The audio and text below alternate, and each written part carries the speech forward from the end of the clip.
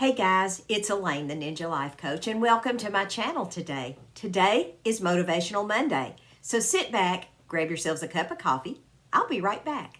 Guys, I'm going to do this a little bit differently than I've been doing. Usually I wait till the end of the video and I ask you to like, share, and subscribe, but I'm going to start doing this at the front of the video because if you like, share, and subscribe my channel, it really helps me get views and helps me get in the recommended list. And the reason I'm doing this and saying this is because I know some of you all have told me that you don't get your notifications any longer and YouTube has changed their algorithms, unfortunately. So if you don't like and subscribe and ring the notification bell, then you don't get notified. So I'm asking you, if you have not subscribed, just to smash that button now and let's get on with Motivational Monday so I can say what I'm really here to talk to you all about today.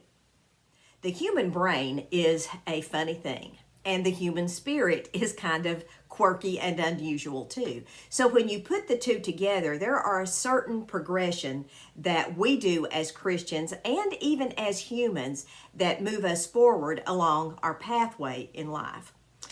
When we conceive of something or when we decide that we're going to do something, there is a progression that we go through. And the first thing that we normally do is we see something.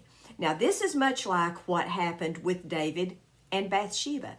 When David was up on the roof of his palace and he looked across the way, there was Bathsheba out on her roof bathing. Now, the first thing he did before he ever committed adultery with Bathsheba, he had to see her. He had to see that. And when he saw her, he decided, I want to do something about that. And he thought about it. And that's the second step in the progression. You think about it. We think about these things. And David thought about that. He thought about it. He mulled it over and he sent for her. And then ultimately the last thing he did was he acted upon what he saw and what he thought. We can use that progression for good or we can use it for evil. Now in this particular case, it was used for evil.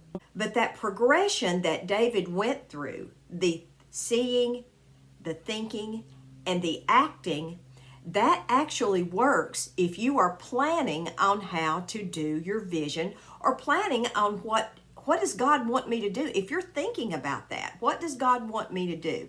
If you're thinking along those lines of what is my purpose, what is it that God wants me to do, then you are already in the phase of trying to see something. You are working on your vision.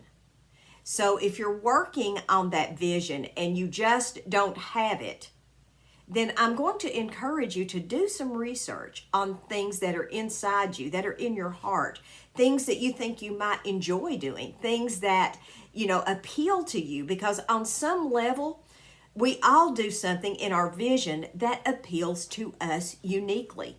I'm not going to go out here most likely and have a vision to be a lumberjack because that just does not appeal to me, and I don't look that good in flannel, to be honest. So my vision is going to be in something that appeals to me, and my vision for women is to be a coach to help women who have been through hardships, especially if they've been widowed. And my vision is to make women feel better about themselves through hair and makeup. That's my vision. That's my vision. God placed that one in my heart. Yours is going to be entirely different. But I had to first see that vision. I had to see it in my mind's eye. Okay, what does this look like? It's that moment when an aha light and a little light bulb appears above your head. That is your aha moment. So when you have that aha moment, then you have seen that vision. You have seen what it is that God wants you to do. The next step is to formulate it. Think about it. What is it does he want you to do, and how do I execute that? If we think about that vision, pray over it, mull over it, ponder it in our hearts, eventually we will know which way we need to go, where we need to head with that. When we have seen it and we have that vision, it's clear, and we think about it and make our plan, then we have to act on those things that we planned. Now, in David's case, You know, he had Bathsheba's husband killed and moved her into the palace. Now, I'm not advocating that, but I am saying that the progression is the same. A lot of times when we get into trouble with our vision or with our life is when we see something and we start to covet that from someone else. Now, whether it's adultery, whether it's a house, whether it's a car, whether it's shoes, whether it's diamonds, whether it's wigs, when we see that and we start thinking about that and start thinking about how bad our life is, then that can't help but be acted out in some manner in our day-to-day life. That can be very detrimental. But if you take that exact same premise and flip it, you see your vision. When that vision becomes clear and you see what it is you're supposed to do, then you think about it, you ponder it, you make a plan, and then the last thing you do is you act on that plan. You take your carefully thought out plan and you put feet and legs with it and you move with it. You can see this over and over again in King David's life, where there was a 3-step process with him. Once, when this marauding band came and took away his family and everything he had of him and his fighting men, David went to the Lord and he asked God, what do you want me to do about this? The next thing he did was he encouraged himself in the Lord. He prayed, he sang, he did whatever it took to encourage his spirit. Then when he got a word from God, he did it, he acted on it. So it's basically the same 3-step process.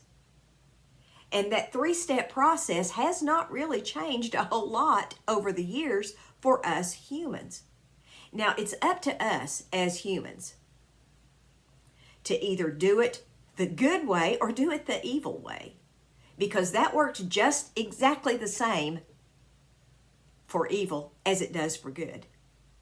We see things every day in our lives. We see things that make us want to think about that and ponder it. And it's things that aren't necessarily good for us. It's things that we need to really take those thoughts captive. Because if we don't and we think about evil long enough, we will eventually act on it. And it's not any different when you're formulating that plan for your vision.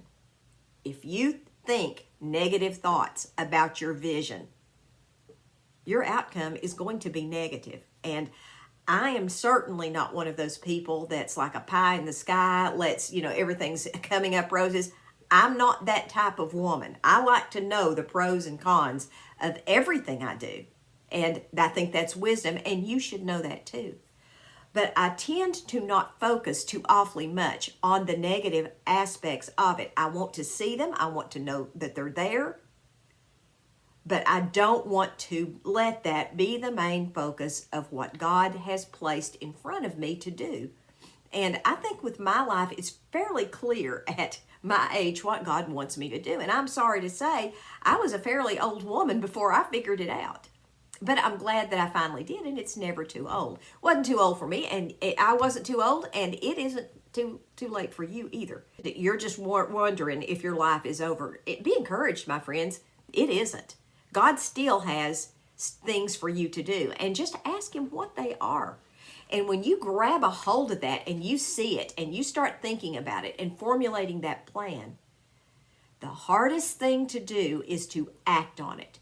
It's easy to sit and be an armchair warrior, but to act on what you know God has told you to do, that is tough. That's been the toughest one for me to get through, because there's logistics involved when you do things that God told you to do. There's things that you have to do.